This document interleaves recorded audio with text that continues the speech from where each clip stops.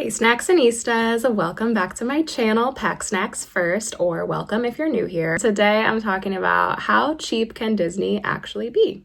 I'm going to plan a real trip where I go to Disney with my two toddlers and I'm trying to make it as cheap as possible. I want to actually show you what it can cost, what the cheapest trip looks like, because spoiler alert, it's still pretty expensive. But anyway, let's get into it. For starters, let me introduce myself. I'm Paige, the creator of Pack Snacks First, a channel where I talk about all my tips and tricks for traveling with toddlers and also some real life trip recaps. So today I'm going to talk about a little mission that I'm on. It's a little kind of like challenge I have with myself where I want to plan the cheapest Disney trip possible with two toddlers. So there's some asterisks already, some caveats. First of all, I'm having the hotel be on Disney property. So I know you can stay off property and that can sometimes save you a little bit of money. But for this, I want it to be cheap, but also convenient. So staying on Disney property can be very convenient, especially with toddlers, because you don't have to rent a car for starters. You don't have to do car seats. You don't have to travel with car seats, which if I'm traveling alone, that's another thing that's so much easier if I don't have to lug these car seats with me and my two children and all of our stuff. Most of our meals will be with Disney. So it will be like, this isn't my video where I'm gonna be like, you know, showing you how to cook a full meal in the like value all-star movies resort cafeteria. This isn't going to be that kind of video. This is going to be the cheapest Disney trip, but also make it like fun and still a vacation to me. This is what a vacation is to me. I don't want to be cooking and I don't want to be stressed out driving my kids around. I want to have Disney transportation on Disney property. Oh, the other thing is I'm not talking about any points for this. So a lot of people have different credit cards that they can use. This is just looking at straight up if you are trying to plan a trip and you haven't really done much planning, you don't travel a lot, you don't have these credit cards or anything. This is just what it costs, rack rate for everything. Let's get into the nitty gritty. First of all, the time you travel matters. An all-star sports room, which is usually the cheapest room if you're unfamiliar. These are on the value resorts at Disney. So that's like the bottom tier, but like they're still, you know, it's what you would expect. But then your middle tier is moderate resorts. And then your top tier is deluxe. So obviously value is going to be the least expensive. So even those value resorts, those cheapest resorts can get still kind of pricey depending on when you go. So if you go to Disney during a time when everyone's going, everything is going to be more expensive. My days that I'm looking at are middle of September, right after school start. So this might not work for everybody because I mean I have one toddler who will be 4 at that time and she's going to be in preschool. I have no qualms about taking her out of preschool just for a vacation. I mean, maybe if she was a little bit older, I'd probably hesitate, but right now I think it's okay. And then my other younger daughter is not even in school yet, so it's not, that's usually a lower crowd time. So, but if you're curious about when crowds are lowest, I would take a look at a Disney crowd calendar. You can Google it. I'll link one in the show notes, but this is probably your easiest, quickest way. That's what I do just to see when less crowded. It's still Disney. It's still going to be crowded, but this is a good prediction of what it'll look like for the upcoming weeks, the next year. So you can kind of reference that when you're planning out your trip. Cheapest dates for this trip, the ones that I'm planning, are one of the last weeks in September, and it is Monday through Friday. So this is a week that, you know, my husband's traveling for work. I don't need to be here with my kids alone. I say, you know what, let's go have some fun. Let's go to Disney. So that's what we're gonna do. Let's talk about how you're getting to Disney. So this is one of the priciest line items for us, at least. So we're in the Chicagoland area. We can only fly. Flights are expensive. That's pretty much it. Now, I'm not using points for this video. So for the purposes of this video, I looked. The cheapest United flight, because that's normally we fly, United, is about $424 per person round trip. This is just for regular economy. You can do it a little bit cheaper if you do, I think, basic economy with United, but that's going to be something where you don't get to make any changes. With toddlers, I think that's like a no-go all the time. I mean, you have to be able to make changes because somebody's gonna get the flu, somebody's gonna, like stuff can go wrong. It's best to have some flexibility in your planning. That is the lowest price right now, is $424 per person. That's expensive. This total with tax comes out to $1,272. Expensive. If you live within driving distance to Disney, I'm jealous of you because that makes things a lot less expensive. But for now, that's what we're doing.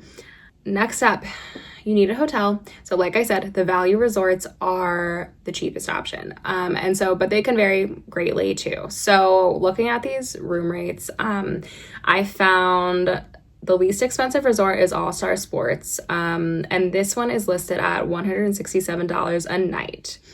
This is without any discounts. So normally Disney releases different promotions and discounts probably like around the summertime, about like 3 months before when you're actually trying to go. So you can still make the reservation now, but you can add on that promotion later when you find it. You just have to keep an eye on things and make sure that you are ready to pull the trigger.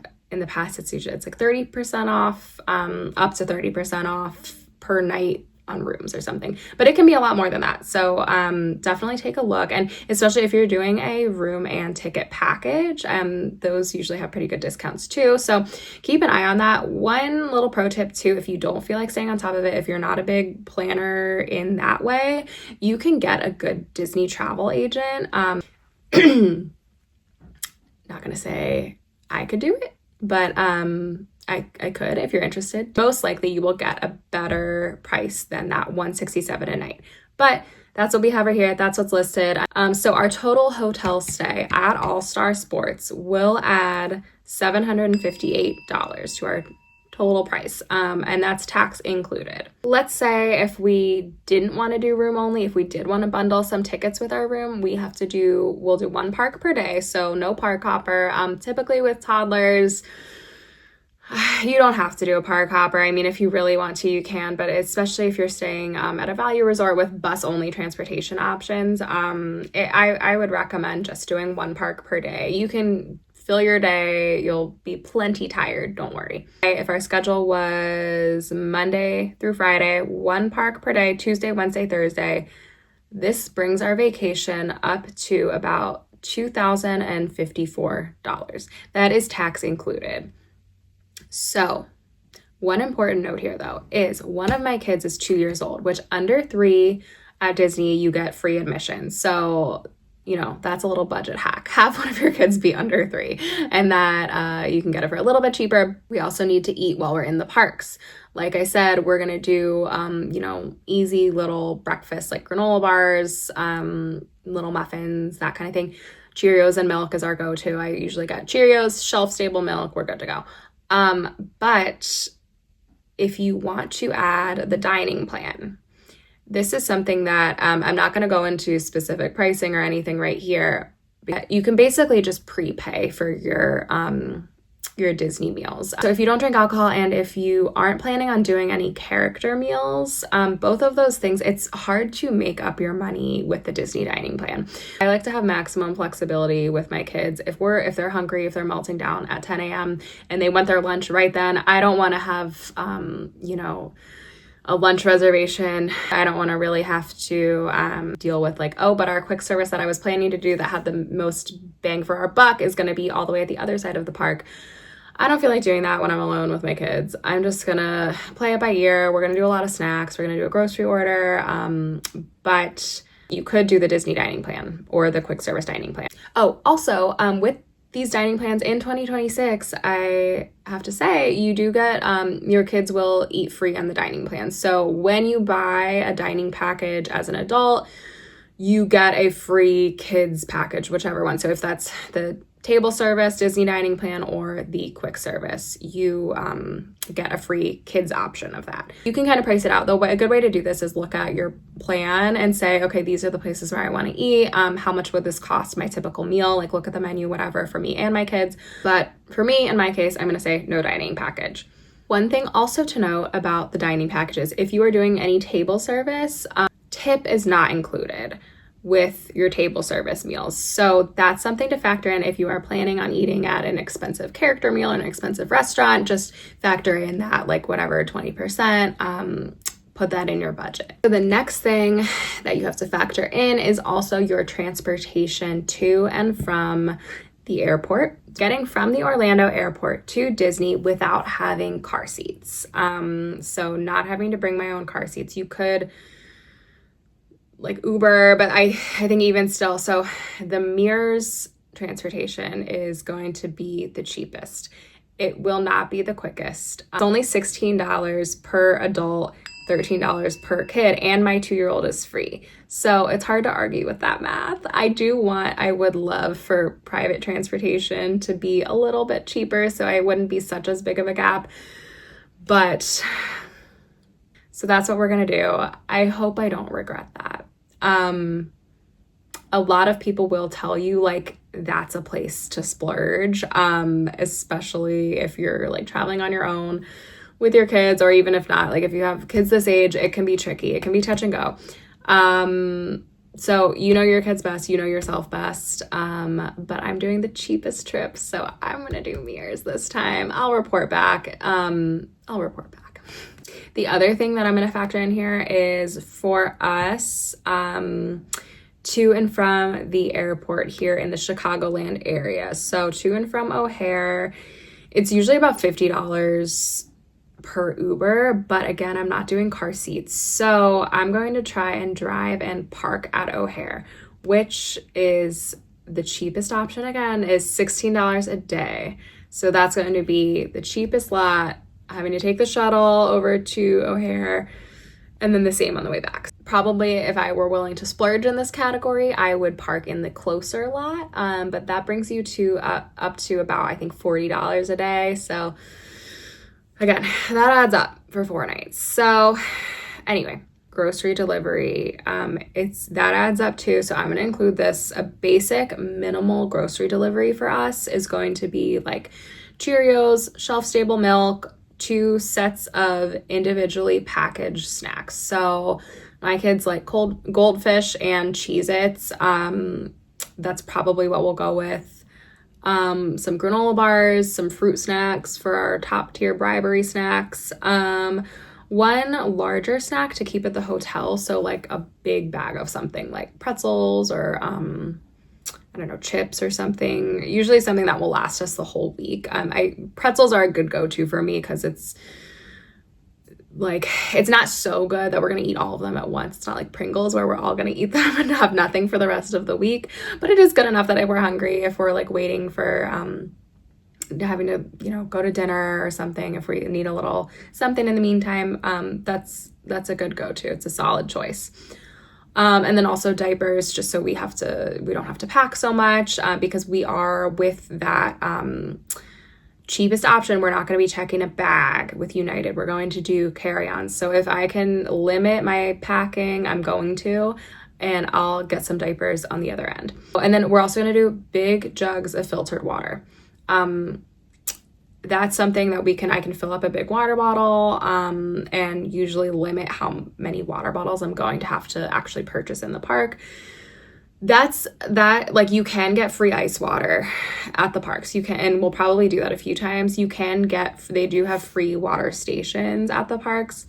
However, Florida water is nasty, and trying to convince my toddlers to drink that water, is kind of a tough sell sometimes. So when I'm trying to keep everybody hydrated, like that's a line item that I can include, is that bottled water.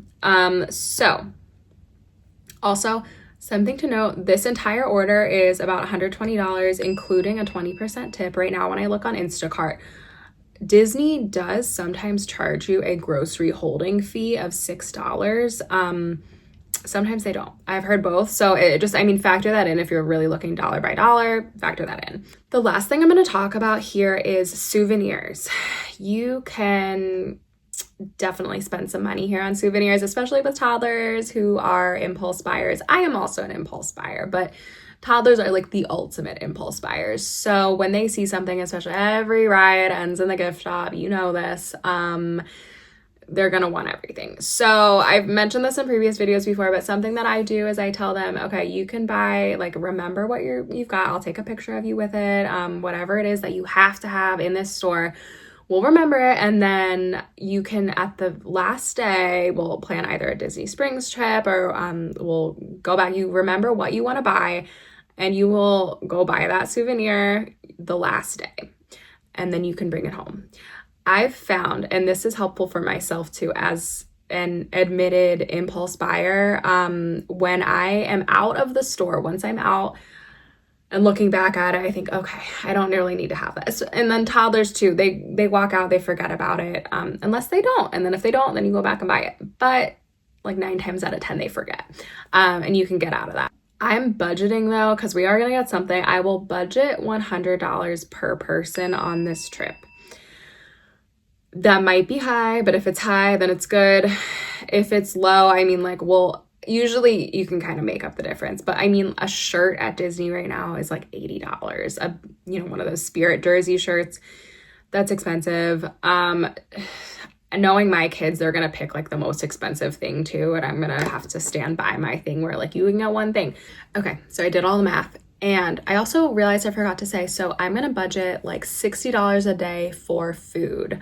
And I'm gonna say that for 5 days, even though we're going Monday through Friday, so we're not technically gonna be in Disney like the whole time Monday and Friday. But anyway, for the sake of ease, it's gonna be $60 a day for food.